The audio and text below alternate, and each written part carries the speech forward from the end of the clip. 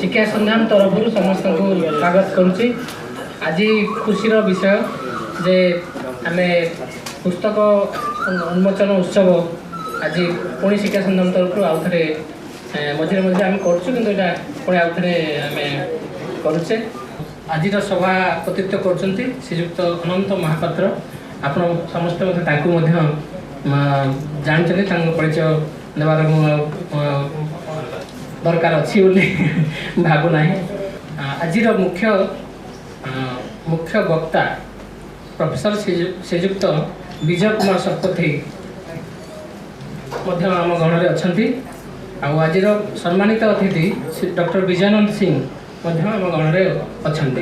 तेणु मुझे वर्तमान सभापति को अनुरोध कर सभा परिचालना करेंगे। धन्यवाद। यहाँ साधारण सभा नुहे आपण देखुए पछरे लिखाई उत्सव।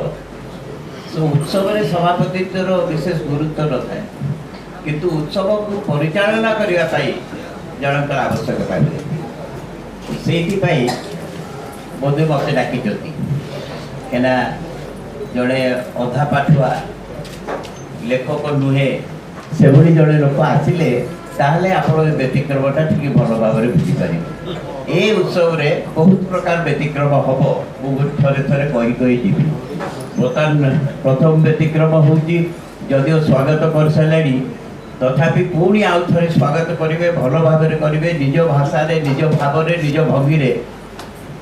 प्रोफेसर ज्योतिर्जय कुमार नायक मंचासीन अतिथिवृंद और उपस्थित सज्जन मंडली मो पुणी थे शिक्षा संधान द्वारा आयोजित यह पुस्तक उन्मोचन उत्सव को आप समस्त को स्वागत जनाऊँगी एवं ये सभा विषय उन्मोचन उत्सव विषय अल्प किसी कही मो पुणी सभापति को अनुरोध करी से आज सभा कार्यक्रम को आगे ने।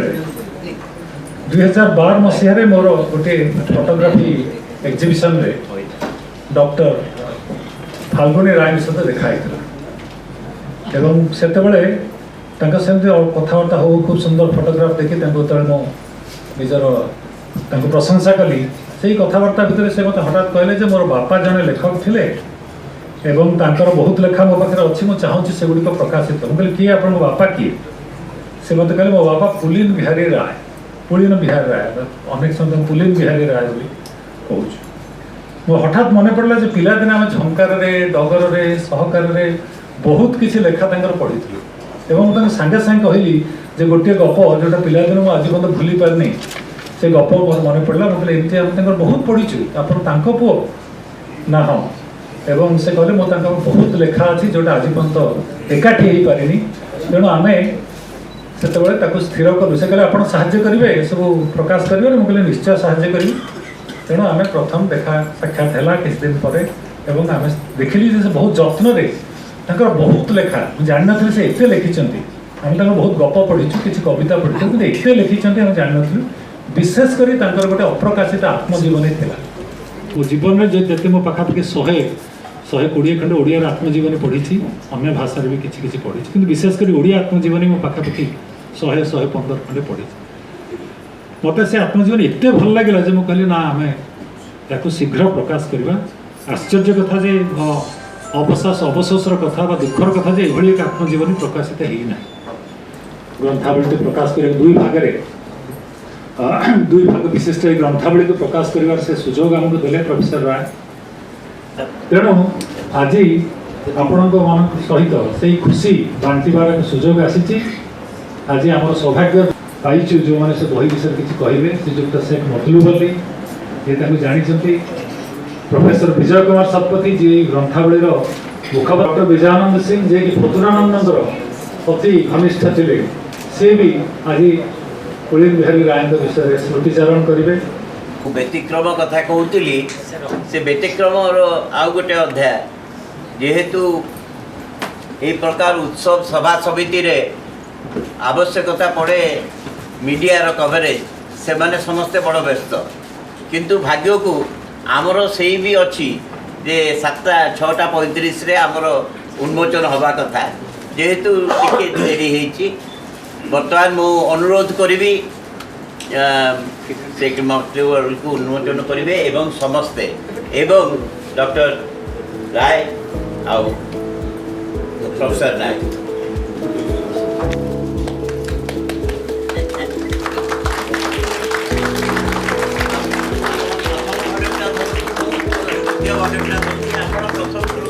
द्वितीय वॉल्यूम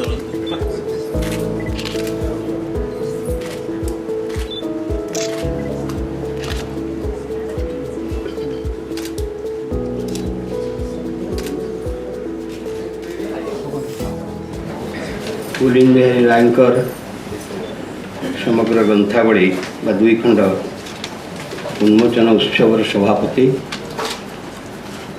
आम समस्त एकांत सम्मानीय बुद्धिजीवी नाट्यकार श्रीयुत अनंत महापात्र महोदय, प्रोफेसर डॉक्टर विजय कुमार शतपथी महोदय, श्रद्धेय अध्यापक डॉक्टर विजयानंद सिंह, सम्मानीय प्रोफेसर डॉक्टर जतिन नायक एवं एठारे उपस्थित गुणी ज्ञानी प्रज्ञाविद सज्जन मंडली बंधुगण, ये अत्यंत आम समस्त एक आनंदर कथा। पुलिन बाबूंकर समग्र लेखा को एकत्रित करी आज दुईटी वॉल्यूम ग्रंथावली लोकार्पित है। पुराण बाबू डाक्तर थे उभय बंधु। आज ये मुझे देखुची अनेक डाक्तर बंधु उपस्थित अच्छा तो सही संपर्क करे डाक्तर हवा चिकित्सक हवा से गोटे कथा, अन्य पक्षे सारस्वत साधक हवा बा सृजनशील लेखक हवा से आ गोटे भिन्न कथा। आनंदर कथा से आम गाँ पाख लोक एवं से कथा मु भावुची फाल्गुनी बाबू अनेक समय साक्षात होती आलोचना होती मत आमंत्रण कर विशेष भाव में मोर मन हो इंग्रेज शासित ओडिशा द्वितीय विश्वयुद्ध एवं स्वाधीनता परे ओडिशार सामाजिक जीवन में साहित्य संस्कृति सब क्षेत्र में जो परिवर्तन व जो विकास या आधार कर से लिखिं ता सहित से कटक सहर में रोते कटक सहर गलिकंदी सहित जनजीवन सहित से इतने घनिष्ठ भाव में संपृक्त थिले से कथा को इतने सुंदर भाव में चित्रित करिसेंती।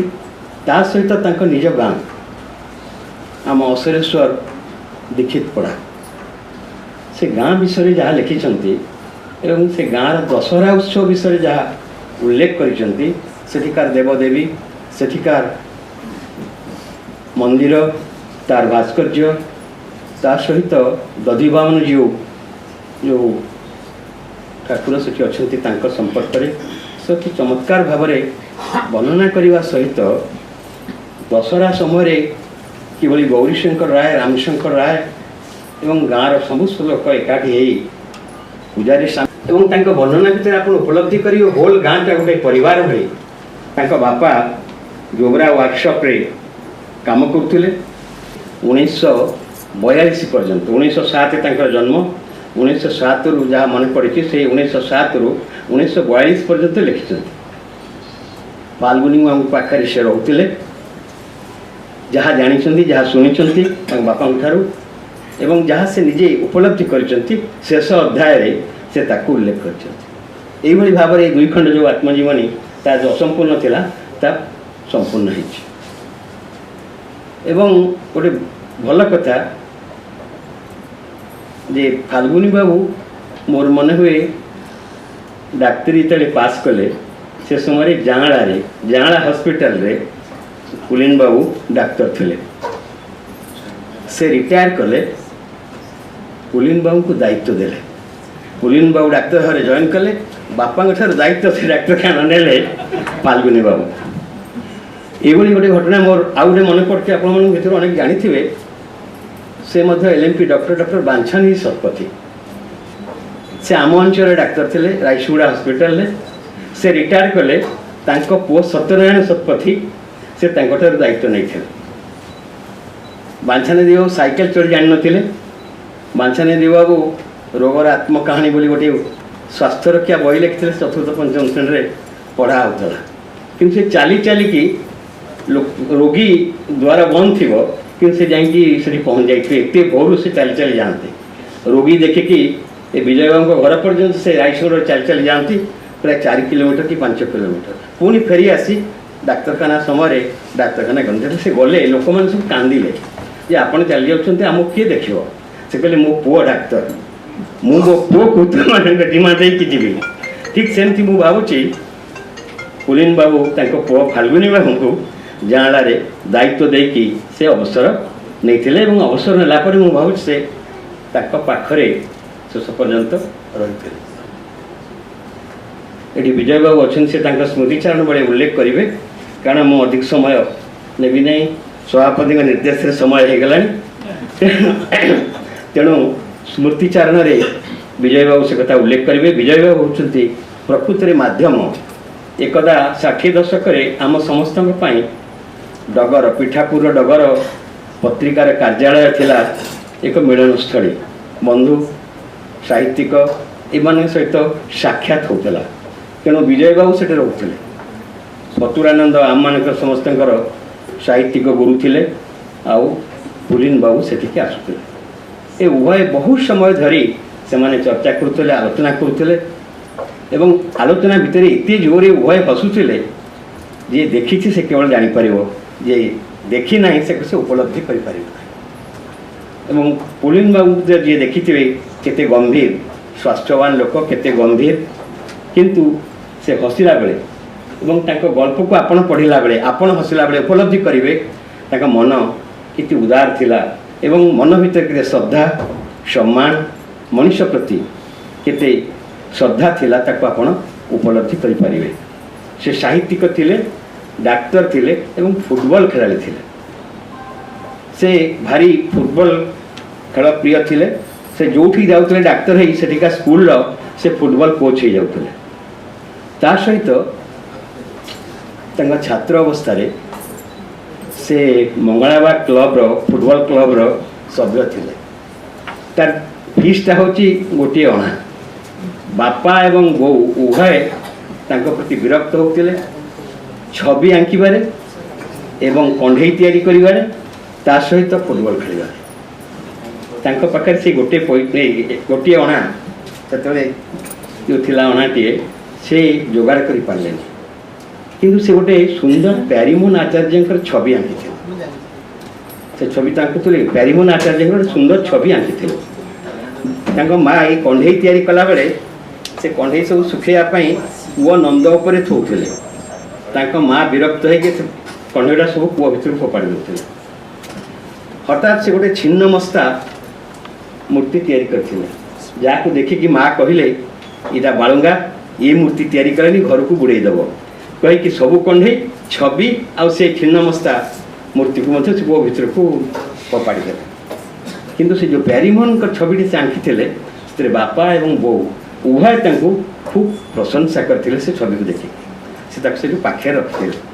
ସେ ଛବିକୁ ତାଙ୍କ ଜଣେ ବନ୍ଧୁ ଦେଖିକି କହିଲା, ତୁ ମୋ ଏଇ ଛବିଟା ମୋତେ ଦେ, ମୁଁ ପଇସା ଦେଇକି ନେବି। ସେ ତାଙ୍କୁ ଅଣାଏ ପଇସା ଦେଲା। ସେ ଅଣାଏ ପଇସା ତେବେଳେ ସେ ଖୋଜୁଥିଲେ ଫୁଟବଲ କ୍ଲବର ମେମ୍ବରର ଯେଉଁ ଫିସ୍ଟା ଦେବା ପାଇଁ, ନହେଲେ ସେ ବର୍ଷ ଫୁଟବଲ ଖେଳିପାରିବେନି।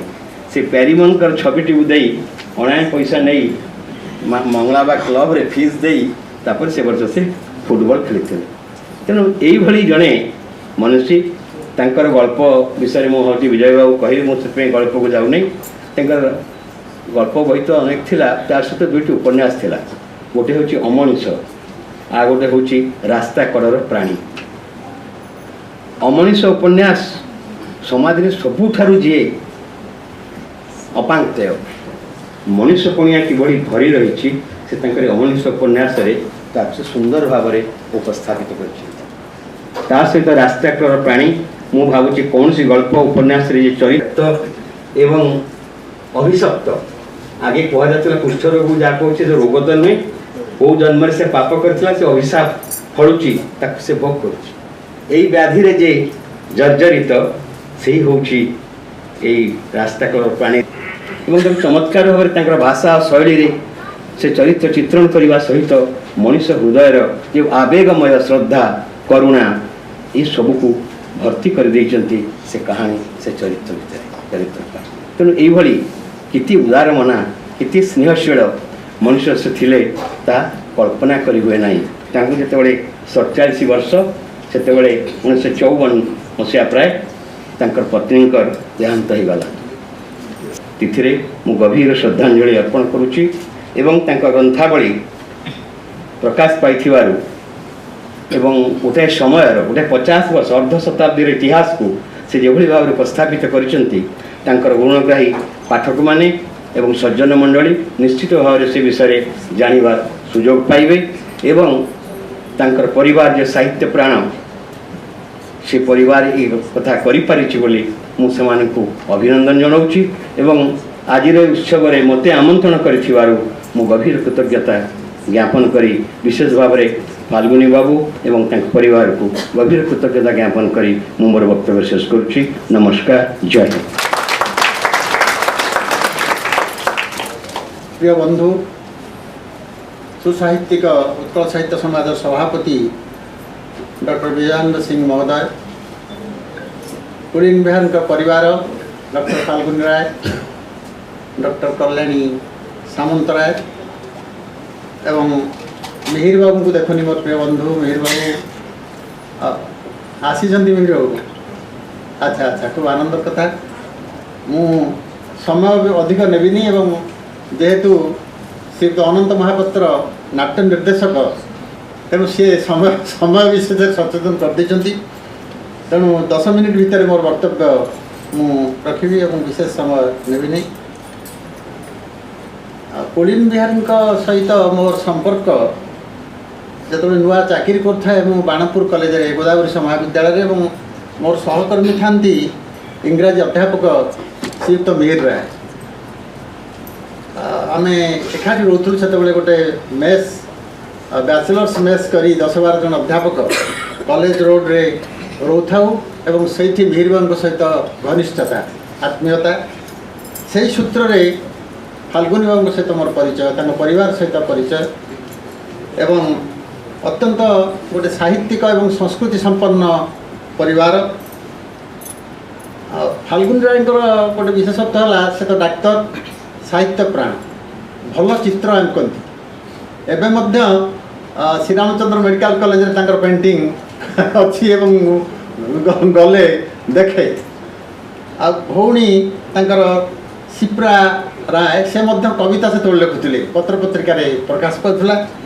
मिहिर बाबू इंग्रेजी साहित्यर अध्यापक एवं साहित्य चर्चा जो बाणपुर कॉलेज रे हुए आम नुआ नुआ चाकरी करते तार पूर्व भागे था मिहिर राय एवं नाटक इत्यादि हेले सहयोग करती से मो सहित आम भर खूब निबिड़ता था।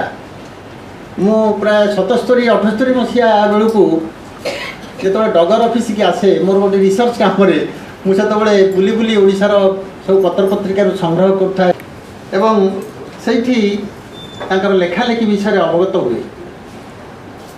मु प्रायतः रचना सब पढ़ी कुलीन बिहारी रायंकर मु मिहिर बाबूठू शुणी जीवन कहानी संपर्क में कुलीन बिहारी राय संपर्क में अत्यंत संघर्षमय जीवन एवं तांकर सेतेबेले जो गप सब प्रकाश पाउथला सहकार रे प्रकाश पाउथला बेला नवजीवन साधना मातृभूमि प्रजातंत्र डगर बनफुल अंजलि अधुना बहु पत्र पत्रिका जो प्राय एवं तांकर आत्मजीवनी रे तांकर संघर्षमय जीवन कहानी सहित अनुभूतिर स्वाक्षर आम देखा विपुल अनुभूति जीवन में संग्रह कर जीवन नईर जो धार से धार गतिशील हुए समुद्र रे मिशिबा लगी एवं जीवन कुलीनर जावतीय घटना ताकू से रूप देवा चाहती आत्मजीवन रे एवं ए दृष्टि आत्मजीवन खूब सार्थक। गोटे छोटिया कथा निश्चय कहबी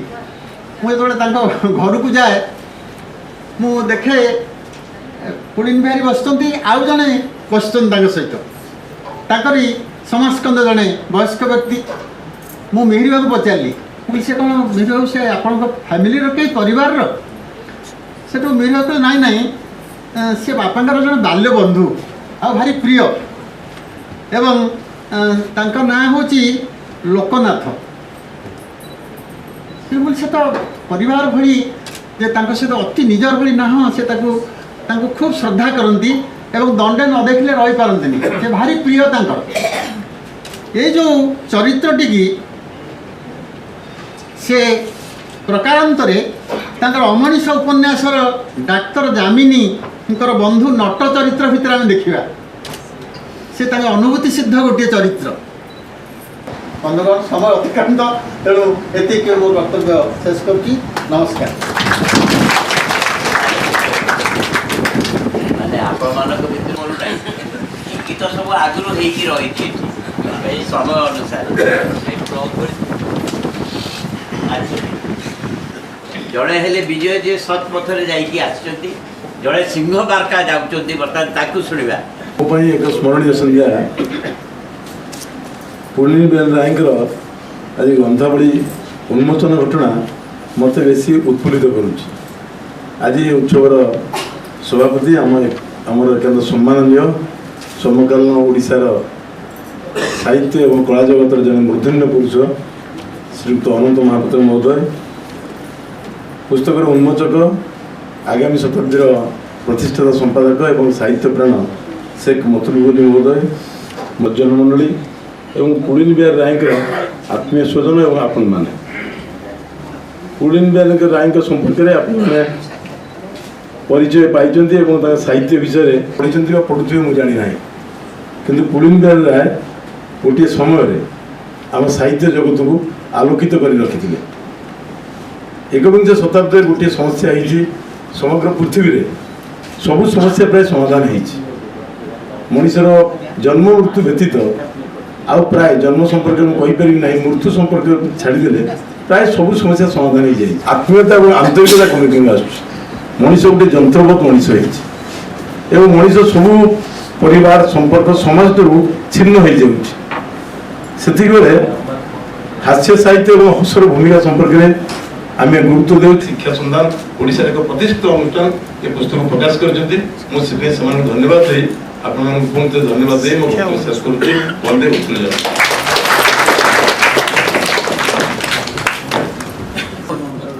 ए प्रकार उत्सव रे मंतव्यर आवश्यकता अच्छी कि बहुत प्रकार लोक अच्छा मु भावे तीन प्रकार लोक अच्छा जड़े किसी जानती कौन शुभुची आपण मानकू देखा बहुत जो कहते दिगदर्शक मार्गदर्शक जी किसी जानती किंतु सब विषय कहते आम जाचु समस्त संगे युक्ति करती तर्क करती आलोचना करती समालोचना करती से भाया लोक दूर रही। द्वितीय प्रकार व्यक्ति हेले किछि किछि जानी मो भाया किंतु आहरी अधिक जानवा चाहते से मु ए सुजोग निए जो एत प्रकार बुद्धिजीवी लोक मैंने सब अच्छा। आ तृतीय प्रकार लोक अच्छा जोटा आपण मान भर बहुत सब कथा जानी किंतु केबे निजको प्रकाश करने को चाहते से भाया लोक मानू एकाठी कर दायित्व आमर थिला। आउ गोटे विशेष जे ए ग्रंथावली आज उन्मोचित है ता सहित विशेष रिहाती मूल्य रे भी बिक्री हम आपण मैंने रात्रि भोजन कला ताकू सागरे नहीं जीवे। समस्ते कहते से बड़ रसिक लोक थे याडे डाक्तर बहुत दुख देखी जंत्रणा अनुभव कर लिखला बेलू एकदम अलग प्रकार।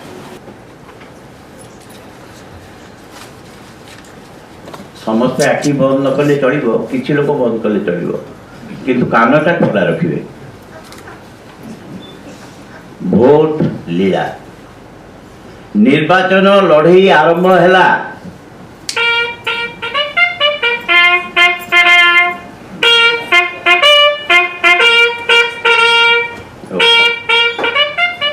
प्रत्येक दल तांकर निर्वाचन संकेत मार्का पताका लगे जीप रे कार रे सहर बजार गाँ गंडा चारिआडे चकुलिया पन्ना भली बुली बुली प्रचार कले।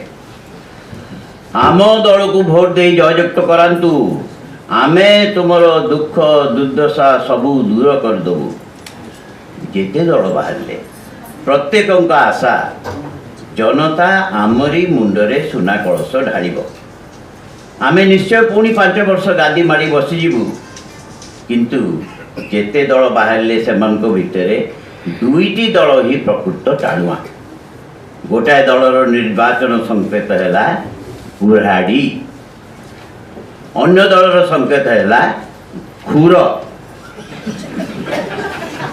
कुराड़ी दलटी है कृष्ण अवतार बाबूंकर खुर दलटी है विष्णु अवतार बाबूंकर कृष्ण अवतार बाबू विष्णु अवतार बाबू हेले दुई वैमात्रिक भाई उभयंकर पिता नाम है राम अवतार बाबू राम अवतार बाबूंकर प्रथम स्त्री आड़र पुओ हेले कृष्ण अवतार आ द्वितीय पक्ष स्त्री आड़र पुओ हेले विष्णु अवतार पिता माता मृत्यु पर कृष्ण अवतार बाबू और विष्णु अवतार बाबू उभय भिन्न हो जाते बर्तमान कृष्ण अवतार बाबू और विष्णु अवतार बाबू भितर निर्वाचन तीव्र प्रतिद्वंदता किए बहुत भोट पाई संख्या गरिष्ठता हासिल करी शासन लगम हाथ को नब कृष्ण अवतार बाबू दल को लोके संक्षेप कहती कुराड़ी दल सेमती विष्णु अवतार बाबू दल को कहती खुर दल कुराड़ी दल को केतक गोत्र कुराड़ी कहती आउ खुर दल को दंथड़ा खुर से आख्या दियो गोत्र कुराड़ी दल प्रचार कले भाई माने आमको भोट दे जययुक्त कराओ आमे शासक हेले देशर दोष दुर्नीति बेकार समस्या रूपक गछ को कुराड़े खंड खंड कर काटी सेठी दुर्नीति निवारण ऑफिस बेकार नाशन ऑफिस हाथ पैठ तालीम केन्द्र मान खोलीदेबू आमे माने निजे शासन करने को चाहूना आमे बेले केवल खंजना खाना दायित्व रही आउ देशर छोट बड़ शिक्षित बेकार चाकरी नियुक्ति दे सारा देश रे संपूर्ण किरानी राजस्व प्रतिष्ठा करूँ बर्तमान जिम्पी हो आपण मैंने आहरी देखिए जार बर्तमान चाल छुआड़ी हो पारु नाही से 5 खंड कोठा कर सेमती दंथड़ा दल लोक शुणाई बुझेले भाई माने आमको भोट दे जययुक्त करांतु आमे शासन गादी को आसिले दुर्नीति बेकार समस्या अभाव अनाटन रूपक जेतक बाड़ अच्छी सब खुरे रांपी रांपी रांपी सब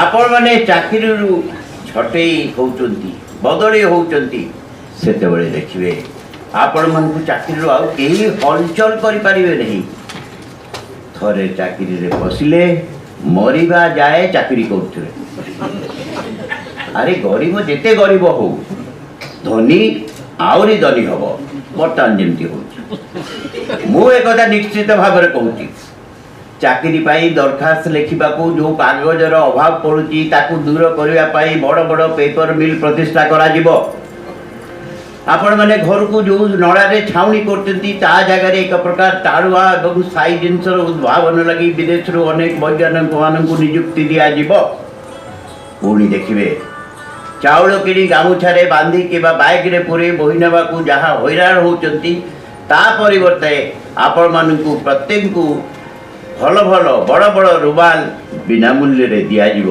आज जमी उन्मोचन है मुख्यमंत्री हेले संख्या छाड़ी देवी विष्णु बाबू जड़े मालो एथर मुख्यमंत्री हेले सुना चूड़ी बनारसी मठा कुछ कहले माँ मु सुना चूड़ी बनारसी मठा पिंधेबी विष्णु बाबू कहले मालो मु हीरा चूड़ी आ केरलिन सालवार पंजाबी गंदा भी देवी विष्णु बाबू कहले माँ मु नाक को हीरार नथी देवी विष्णु बाबू कहले माँ गो मु तो हाथ को दामिका रिस्ट वाच देवी चंडी मंदिर भितर कृष्ण बाबू और विष्णु बाबू को उभय दलर मुखिया गुंडा श्रेणी दलाल चाउर उभय थे भितर मन कथा कथी हे ठेला पेला हे आरंभ हो गला ठेला पेलू धस्सा धस्ती मुथ बिधा चापुड़ा मरामरी आरंभ हो गला शेष कुष्ठ बाबू विष्णु बाबू उभयों भितर षंड लड़े गला एपरी मुथा सीधा तंटी टिपा आरंभ कुष्ठ बाबू बुढ़ा विष्णु बाबू अधुआड़ी विष्णु बाबूर गोटे तंटिया कुष्ठ बाबू चंडी सामना अर्गड़ी उपर मुह माड़ी हो पड़ी क्षत विक्षत हो अचेत कुष्ठ बाबूर इमित अवस्था देखी दलर गुंडा आक्रमण में विष्णु बाबू क्षत विक्षत हो अचेत अवस्था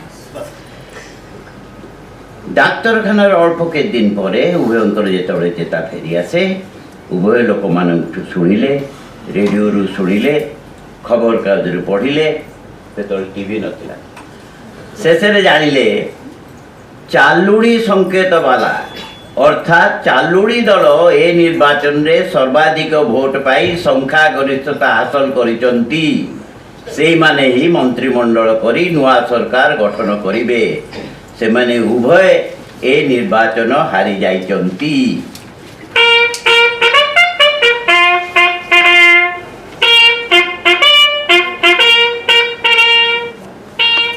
लाइट एठी मो जे पाठ कले तांकर गोटे मंतव्य तले लिखाई सेटा मु भूल जाइली ए पाठकर मंतव्य वाला आगामी पंचायत निर्वाचन रो ए पूर्वाभास नुहे तो